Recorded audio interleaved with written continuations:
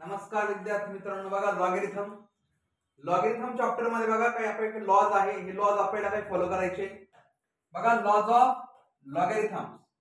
पहिलाच लॉ आहे logarithm of product.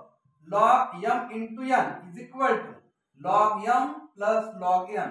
जर लॉग मध्ये जर प्रोडक्ट होत असेल तर लॉग ची इकडे काय करायची, ऍडिशन.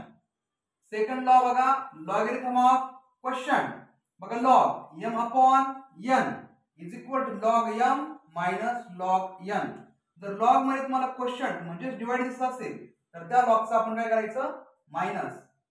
नेक्स्ट लॉ बघा logarithm of product. Log m raise to n. बघा property log m raise to n.